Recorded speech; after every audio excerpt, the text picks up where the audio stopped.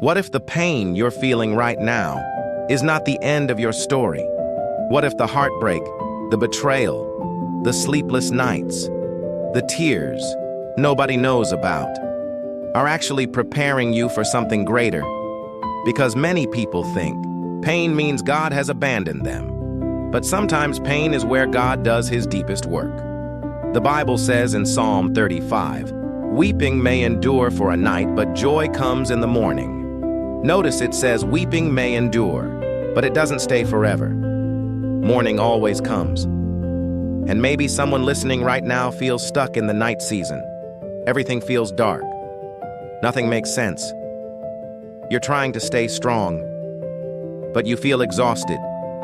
And maybe you've been asking, God, why did you allow this?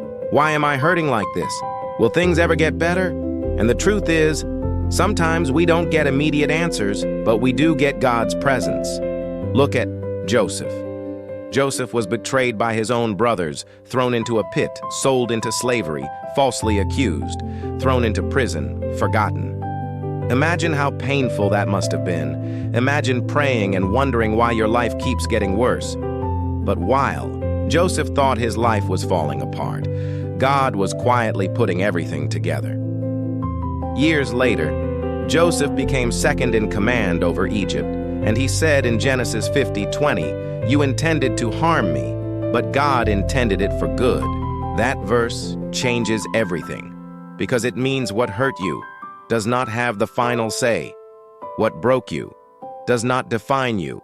What disappointed you cannot cancel God's purpose for your life. God can take betrayal and build wisdom.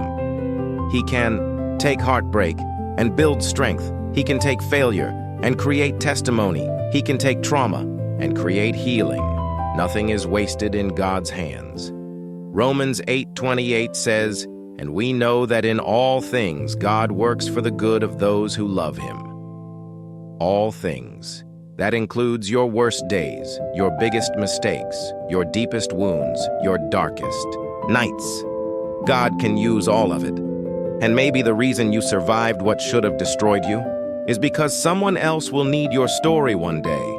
Someone else will need to hear how God brought you through depression, how God healed your heart, how God restored your family, how God gave you peace after loss. Your pain has purpose. Your tears have purpose. Your survival has purpose. And the enemy wants you to quit before you see what God is building. But don't quit now. You've come too far. God didn't carry you this far to abandon you now. Philippians 1:6 says, "He who began a good work in you will carry it on to completion." That means God finishes what he starts. Your healing is coming, your breakthrough is coming, your testimony is coming, and one day, the same thing that made you cry will become proof that God was faithful. So hold on. Keep praying, keep believing, and remember this: God is about to turn your pain into purpose.